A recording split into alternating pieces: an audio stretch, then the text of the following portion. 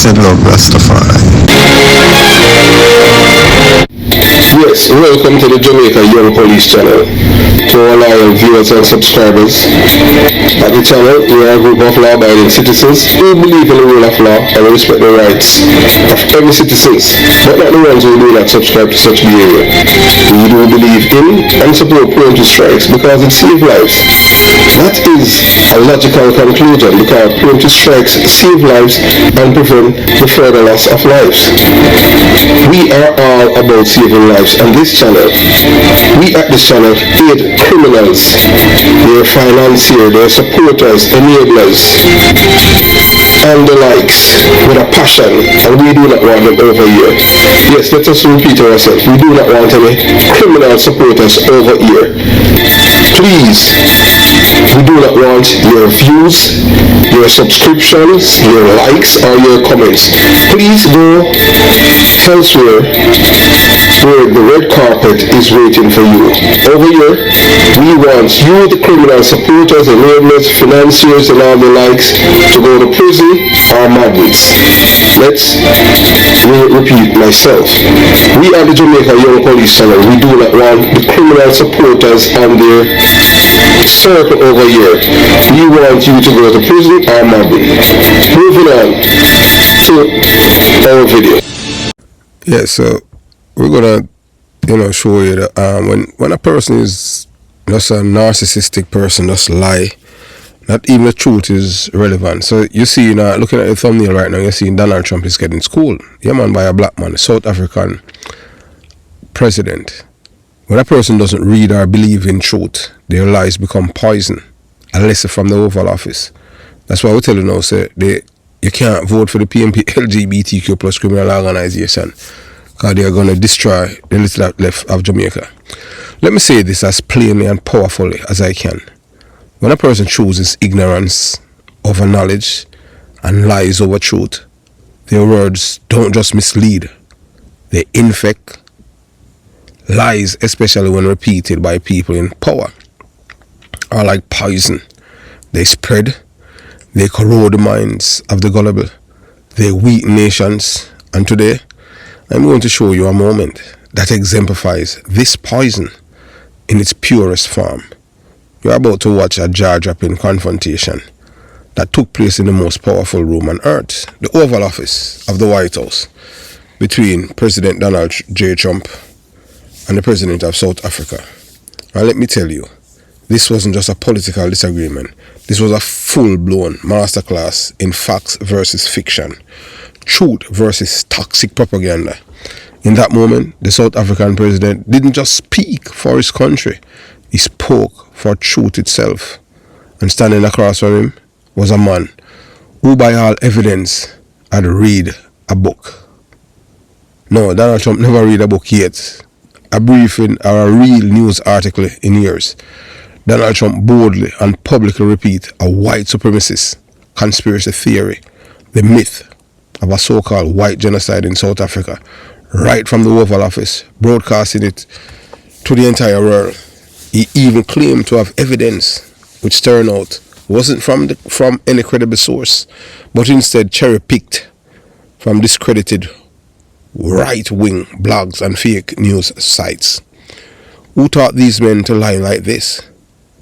Now I don't know if Donald Trump and members of the PNP LGBTQ plus criminal organization studied under the same professors of propaganda, which has to do with Russia. Perhaps under the spiritual mentorship of the British-born Michael Manley, who brought Marxist confusion and moral corruption to Jamaican politics. What I do now is this. Both Trump and the PNP LGBTQ plus criminal organization have mastered the art of weaponized lies. Trump lied about South Africa. The PNP LGBTQ plus criminal organization had lied for decades about Jamaica's reality, painting criminals as victims and vilifying police officers who risk their lives to keep the nation safe. These are not ordinary falsehoods. They are calculated, corrosive lies intended to stir racial division, incite fear, and manipulate the uneducated. Same background The only thing is that's a different culture, but I see them, the white people, them have voted with Donald Trump, third grade education. Same thing with the PNP LGBTQ plus criminal organization. Although, the difference with the PNP is aligned to the Democratic Party. And Donald Trump party is aligned with the JLP, because it's conservative. But Donald Trump, the man lie like there's no tomorrow. So you see, when someone refuses to read, they surrender their mind to whatever toxic narrative is handed to them. When someone refuses to engage with facts, they become dangerous. They don't just tell lies, they live in them. And worse, they force others to live in those lies too. True check. No white genocide exists in South Africa. The South African president made it abundantly clear during his Oval Office schooling of Donald Trump. There is no government-led campaign to kill white farmers in South Africa. South Africa is facing many challenges: economic inequality, high crime rates, and racial tensions. But the claim of white genocide is a manufactured myth, cooked up in the darkest corners of racist echo chambers. And yet Trump, without reading, without researching, without thinking, grab it and run with it like it was gospel truth. That should disturb every thinking person, just like Jamaica, where the PNP LGBTQ plus criminal organization pushes narratives that glorify dance and demonize decent people.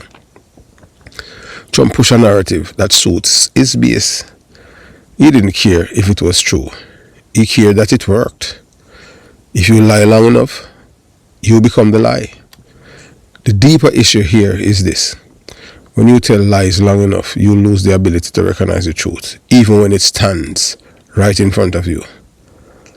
That's what happened in the Oval Office, and that's what continued to happen in Jamaica under the PNP LGBTQ plus criminal machinery. Leaders who don't read, don't learn, and don't care for the truth become agents of destruction. Not just to their countries, but to history, to morality, and to the next generation. So I invite you to watch this Oval Office confrontation, not just as a moment in history, but as a warning, a real-time demonstration of what happens when power is placed in the hands of the ill-informed, the illiterate, and the willingly deceptive. This is bigger than Donald Trump. This is bigger than Michael Manley's old Marxist handbook. This is about understanding how lies, when not challenged, become policy, and how policy based on lies become national suffering.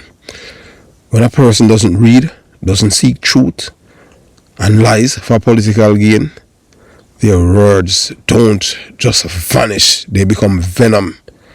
The venom poisons families, communities, and the entire nations. And that's exactly why we must always fight back with facts, with truth, and with education. Because if we don't, the liars will win. Not today, not ever. So I want you to watch this meeting with Donald Trump and the South African president, who schooled him big time. You watch, you listen, and you decide. Well, I can answer that for the president. It's, for him, no, seriously. Rather have him answer. I'm going to answer that.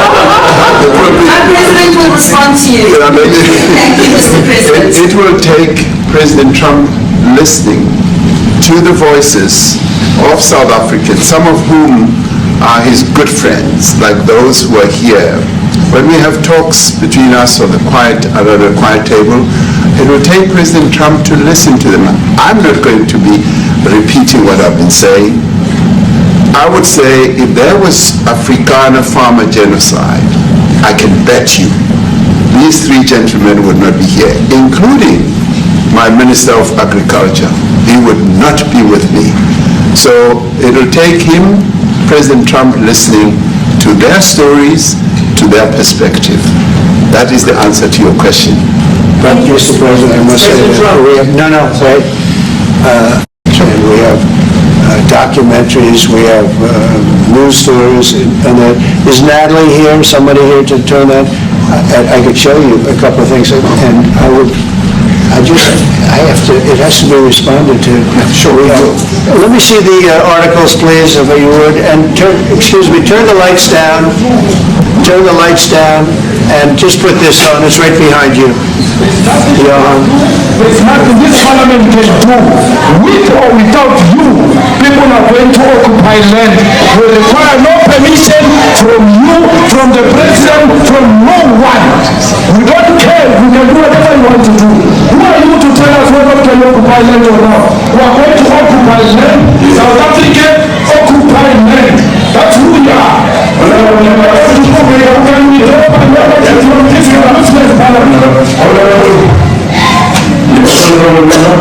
Never be scared to kill. And revolution demands that at some point there must be killing, because the killing is part of the revolutionary act. Shoot to kill. Numbers are. Kill the poor, the farmer. Kill the poor, the farmer.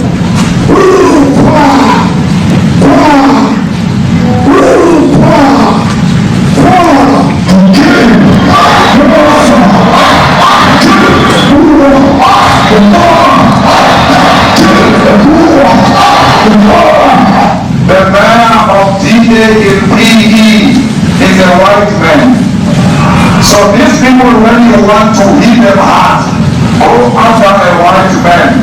They feel a terrible pain because you have touched a white man. Not because Basama and Soli will not be touched. They will be touched, no one. But we are starting with this whiteness. We are cutting the throat of whiteness in Ghana. Shoot to kill. Numbers are.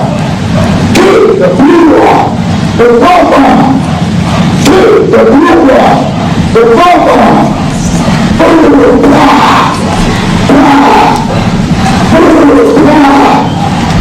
Shoot to kill. Numbers are. Kill the poor, the farmer. Kill the poor, the farmer.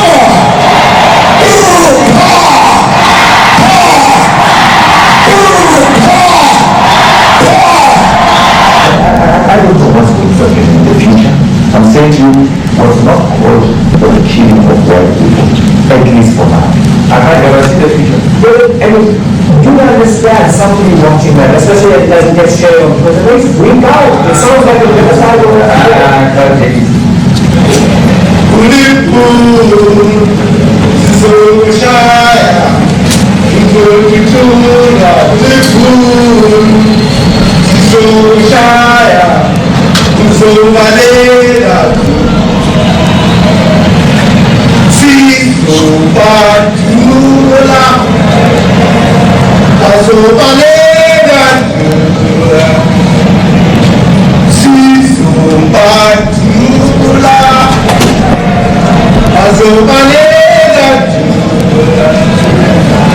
We will expropriate land without compensation, whether they like it or not. If they object, they can seek refugee in America.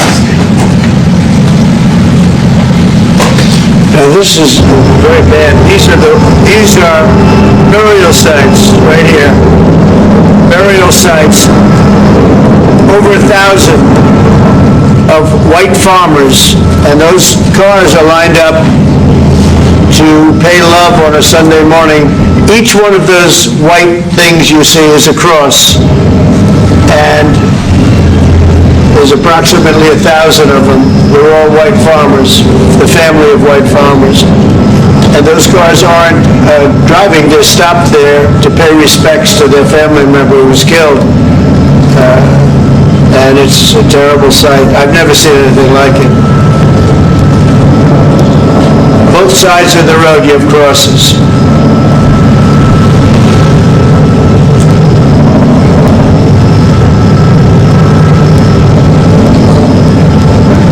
Those people were all killed.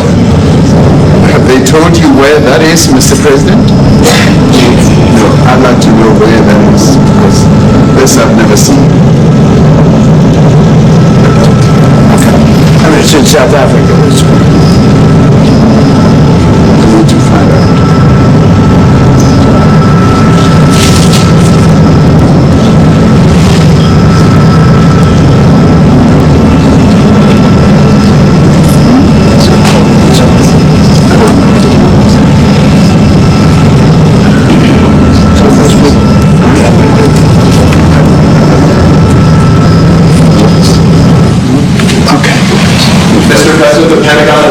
would be accepting a Qatari jet to be used as Air Force One. What are you talking about? What are you talking about? You know, you to get out of here. What does this have to do with the Qatari jet? They're giving the United States Air Force a jet, okay? And it's a great thing. We're talking about a lot of other things. This NBC trying to get off the subject of what you just saw. You are a real, you're a terrible reporter.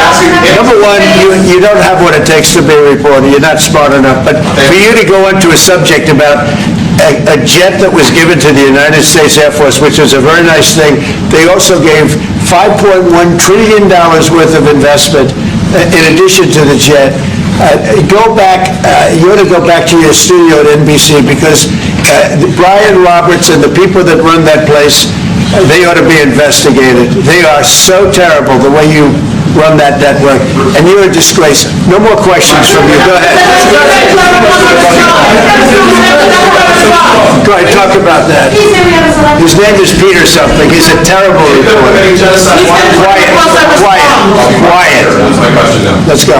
Thank you so much. President Trump, and a disaster from ENCA in South Africa. Thank you very much. Thank you very much, Steve. What would you like President Ramaphosa to do about the situation that we've just seen on the screen? I don't know. Look, these are articles over the last few days. Death of people. Death. Horrible death. I don't know. To pick anyone. White South Africans are fleeing because of the violence and racist laws. And this is all, I'll give these to you. So when you say, what would I like to do? I don't know what to do. Look at this. White South African couple say that they were attacked violently. President Trump, why don't you go and see for yourself if it isn't? Well, I could do that. Look, here's burial sites all over the place. These are all white farmers that are being buried. And he asks about a jet that was given. You ought to be ashamed of yourself. You are so bad. You're such a bad reporter.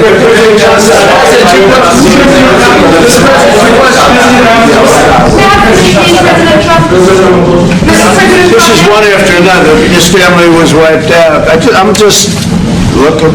Can we get a report from President Ramaphosa? Reaction to those videos, Mr. President. Well, I think the videos are so. No. When you look at the videos, I mean, how does it get worse? And these are people that are officials, and they're saying that kill the white farmer and take their land. That's what. And I have other friends in South Africa. I have people that left. One in particular that says you can't go there. He said they want to take your land, and they kill you. It's okay, and they say it's okay to do. Now, we're going to talk about it, but this is a tremendous, look, this is a story recent. These are all people that recently got killed. Yeah. And I don't know how it can get any worse. These are and the men that you saw, the people that you saw, those are officials. Those are people that were in office. They had one march, they had a dance in your parliament, whatever you may call it, legislature. Let me clarify that. Yeah. Let me clarify that, because what you saw, the speeches that were being made, one, that is not government policy. We have a multi-party democracy in South Africa that allows people to express themselves, political parties to adhere to various policies, and in many cases, or in some cases, those policies do not go along with government policy. Our government policy is completely against what he was saying, even in the parliament. And they're a small minority party, which is allowed to exist in terms of our constitution. But you do allow them to take land. No. You do allow them to take land. Nobody can take land. When they take the land, they kill the white farmer.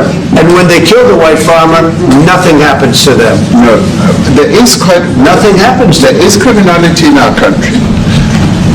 People who do get killed, unfortunately through criminal activity, are not only white people. The majority of them are black people. And we have now Farmers are black. utilized. The farmers are not black. I don't say that's good or bad, but the farmers are not black. And the people that are being killed in large numbers, and you saw all those grave sites, and those are people that loved ones going, I guess on a Sunday morning, they told me, to pay respect to their loved ones that were killed. Their heads chopped off, they died violently. And, you know, I mean, we're here to talk about it, and I didn't know we'd get involved here, but I will say this, that if the news wasn't fake like NBC, which is fake news, totally one of the worst, ABC, NBC, CBS, horrible, but if they weren't fake news like this jerk that we have here, if we had real reporters, they'd be covering it, but the fake news in this country doesn't talk about that. They don't want to talk about it, but now they have to talk about it, but they won't. This won't even be a subject. They'll have him talking about why did a country give a free, think of this, why did a country give an airplane to the United States Air Force? Okay, the United States, not to me, to the United States Air Force, so they could help us out, because we need an Air Force One until that's Air Force One, it's being built. 2 of them being built. But Boeing's a little bit late, unfortunately. So why did they give us a plane to the United States Air Force? That's what that idiot talks about after viewing a thing where thousands of people are dead. I'm sorry, I don't have a plane to give you. I wish you did. I would take it. If your country offered the United States Air Force a plane, I would take it. Okay. But coming back to this issue, which I really would like us to talk about, and talk about it very calmly. We were taught by Nelson Mandela that whenever there are problems, people need to sit down around a table and talk about them. And this is precisely what we would also like to talk about, including, of course, trade matters, investment matters. So the issues that concern you as the United States, those are all deaths. Yeah, in many ways, I mean, one should say you are a partner of South Africa, and you are raising concerns, and these are concerns that we are willing to talk to you about. Let me just add quickly, you know, the criminality that we're experiencing in our country needs quite a lot of technological capability. And in one of our areas in South Africa, we're using US technology, which is able to, in many ways, identify where shootings are happening and all that. And I'd like to talk about that, because there is support that we can get from you is to help us deal with all these acts of criminality. And that is what I believe partnership is all about. And we are here as a partner so that we can help each other whenever there are challenges. So I'd like us to discuss it, and of course outside of the media, so that we sit down and have a really good discussion that will lead to good outcomes. Are there any other further punitive measures that could be in place should you not be satisfied that South Africa is fixing some of the very bad things, in inverted commas, that you tweeted are happening? Well, there are a lot of bad things happening in, many countries, but this in particular has been very, very bad, and because of, we're going to have the whole world watching in another short period of time, because you have the G20, and that's a big deal, and it seems like, I want you to look good, I don't want you to look bad. Very good. But we have hundreds of people, thousands of people trying to come into our country because they feel they're going to be killed and their land is going to be confiscated. And you do have laws that were passed that gives you the right to confiscate land for no payment. You can take away land for no payment. I want to clarify that, because we have a constitution. Our constitution guarantees and protects the sanctity of tenure of land ownership. And that constitution protects all South Africans with regard to land ownership. However, we do say, because we've got to deal with the past, the government, and as your government also has the right to expropriate land for public use. And you're doing that. And we've never really gotten underway with that, and we are going to be doing so. You're taking people's land away. We have not. From them. And those people, in many cases, are being executed. They're being executed. And they happen to be white, and most of them happen to be farmers. And that's a tough situation. I don't know how you explain that. How do you explain that? They're taking people's land away, and in many cases, those people are being executed, and in many cases, it's not the government that's doing it, it's people that kill them and then take their land, and nothing happens to them. But we have thousands of people that want to come into our country. They're also going to Australia in a smaller number. But we have thousands of people that want to come into our country, and they're white farmers, and they feel that they're going to die in South Africa, and it's a bad thing. Yeah. What can South Africa do? What concessions would you like to see them make to improve relations with the United States? Then I have one more for President Ramaphosa afterwards. Well, we just spoke about, I got them a very, very complex machine, 150 of them. I was asked by the president if it could help, and I did that. And, I have great feeling for all countries. I deal with all countries, but I have a great feeling for South Africa because I have friends. I have a couple of friends, a few friends here today. I have many friends from South Africa, but many of those friends they can't go back. I have Elon is from South Africa. I don't want to get Elon involved. That's all I have to do, get him into another thing. But Elon happens to be from South Africa. This is what Elon wanted. He actually came here on a different subject, sending rockets to Mars, okay? He likes that better. He likes that subject better. But Elon is from South Africa, and I don't want to talk to him about that. I don't think it's fair to him. But I will say that people are fleeing South Africa for their own safety. Their land is being confiscated, and in many cases they're being killed. And that scene of, you see how many crosses they have. Those crosses, that's a dead person in every one of them. And those trucks or cars are paying their respects to all of those dead people on a Sunday morning. That's a rough thing to explain away. And the problem we have, and the way, a correct and a fair media exposes things. But we have a very corrupt media. They won't even report this. If this were the other way around, it would be the biggest story. Now, I will say apartheid, terrible. That was the biggest story. That was reported all the time. This is sort of the opposite of apartheid. What's happening now is never reported. Nobody knows about it. All we know is we're being inundated with people, with white farmers from South Africa, and it's a big problem. Marco Rubio was telling me he's never seen anything like it.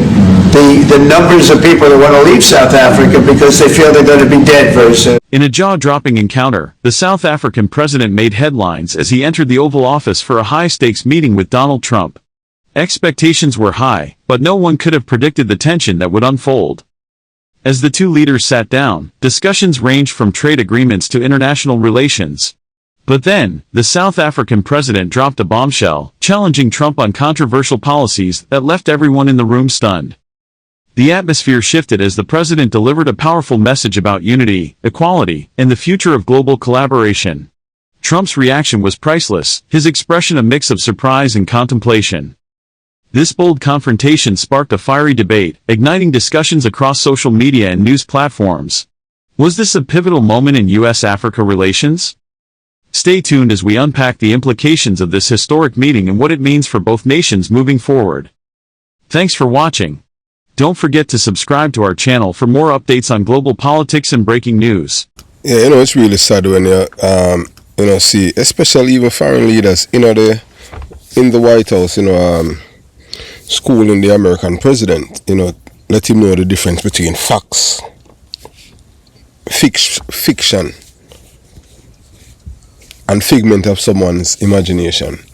On God's earth, the president of the richest and the most powerful country in the world is so ignorant. We have to understand, when you have someone who at the top who is ignorant, believe in conspiracy theories and don't believe in facts, then the people who are his followers, they are like sheep, so they're going to follow him.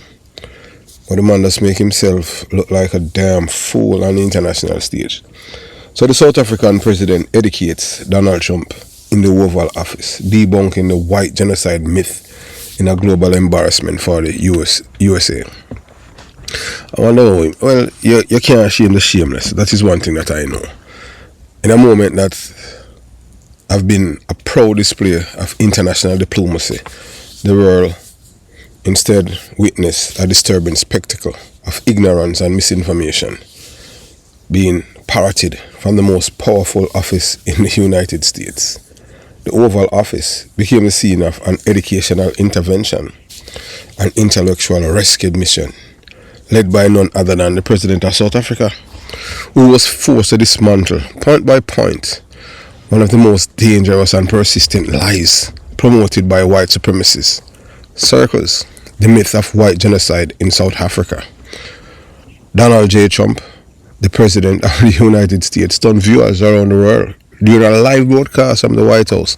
When Donald Trump confidently repeated propaganda ripped straight from the darkest corners of the internet, claiming that white farmers in South Africa were being systematically slaughtered. He didn't offer evidence-based and verified intelligence. We have the CIA, we have the FBI, we have DNI. He didn't quote the State Department. He didn't cite any reputable global human rights organization. No. Trump parroted and verified right-wing talking points and presented debunked claims as facts, effectively internationalizing a dangerous conspiracy theory with zero credibility. The South African president set the record straight with statesmanship and restraint. The South African president calmly educated the leader of the free world, in which America is no longer the leader of the free world. Right now, at this point in time, it seems like it's more Britain, Canada, and Germany. America is no longer the leader of the free world. People have no faith in America anymore. They say America is, somebody who's crazy, who's in charge, who want to be a dictator. The South African president explained that South Africa, like many nations emerging from a long and painful history of racial injustice, is navigating a deeply complex legacy of land inequality. So what Donald Trump fails to understand is that the people in South Africa has been through a thing called apartheid, in which black people in their own country have to have pass, have to have ID to traverse their own country, and they were living under the worst condition, and they were living under terrorism, state-sponsored terrorism, and it's because of the world stand-up men like Joe Biden was able to dismantle the South African regime. And guess what? The South African government, back then, they had nuclear weapons, and as soon as the black man was about to be in charge, Nelson Mandela was picked by them, by whites. And so you say a white man is being celebrated by white celebrating a black man. That black man is a dangerous black man. And if you notice what Nelson Mandela did, Nelson Mandela didn't have any respect for God either. In trying in the People's Constitution, European behavior. So let it go to show that Nelson Mandela, he wasn't a child of God. Because if he was a child of God, he would have known that God destroyed Sodom and Gomorrah. But that's how these people are. It's all about, this posture and doing things for the same oppressors to put them on pedestal and laud and revere them. The truth is the truth, and no one can change it. It doesn't matter how white people try to tell the world that it's natural, it's not natural, and tell it that animal do this and animal do that. It doesn't mean because they say it make it right. Because you have to understand that they are the wickedest people on earth. They are the ones that commit the most killings, even among themselves. These are people that even can't live together. They can't agree on common things. So, with statesmanship and restraint, the South African president, calmly educate Donald Trump. But the suggestion that white South Africans are the victims of a government-sanctioned genocide, a complete fabrication, a lie designed to stoke racial resentment. Yes, so a lie designed to stoke racial resentment and revive apartheid-era nostalgia. Official statistics shows that the murder rate in South Africa affects black South Africans at a far higher rate than whites. White farmers are not being targeted because of their race. In fact, crimes in rural areas, including farm attacks, are part of a broader crime problem that affects all South Africans. The President of South Africa laid bare the fact, citing data, crime report and historical context, none of which could be refuted, because truth does not require theatrics. Truth doesn't need validation. The truth is the truth, but some people do not like the truth. Trump's reckless propaganda and international disgrace. This was not just a moment of embarrassment. It was a moment of danger when a US president casually echoed the language of racist. He gave it legitimacy. When he promotes unverified claims without fact-checking, he empowers conspiracy theories. And when he refuses to read intelligence briefing or consult real expert, he doesn't just fail as a leader, he becomes a mouthpiece for lies. And you know, Trump, anytime Donald Trump speak the truth, them say, boy, that's when him go demit this earth, him all leave. Because anytime him dead, them say the truth, I kill him, not lies. Because him, right through him life, he has been lying, even to this day. When Donald Trump, even when he's sleeping, him dreaming about lies. Trump comments are not a mistake. They were a symptom. A symptom of a man who doesn't read, doesn't research, and doesn't believe in truth unless it flatters his worldview. A man who has repeatedly demonstrated a preference for simplistic narratives over complex realities, especially when those narratives serve his political base. How did America elect a man who refuses to read or learn? The tragedy is not that just that Trump said what he said. It's that millions of Americans believe him. Millions more enabled him. A man who ignores briefings, shunned books, and publicly praised conspiracy theories was handed a nuclear code and entrusted with global diplomacy. And now, before the eyes of the world, he exposed himself once again, not as a president, but as a parrot of propaganda echoing white nationalist myth in front of an African leader whose very presence disproved those lies. This moment will live in history as one of the clearest examples of what happened when populism meets propaganda. White South Africa continues the hard work of reconciliation and justice. America's president chose to undermine it with lies. The lesson is simple but urgent. Truth matters. Leadership requires intellect, and when a president refuses to read, listen, or learn, the cost is not just ignorance, it's a national shame on a global stage. Let it be known, there is no white genocide in South Africa. There is a genocide of truth, and it happened from the Oval Office. And it's sad indeed. Have yourself a beautiful day. Jamaica Young Police Channel out. And remember, nothing beat the truth. The truth will outlive all lies. Peace be unto you, my brothers and sisters.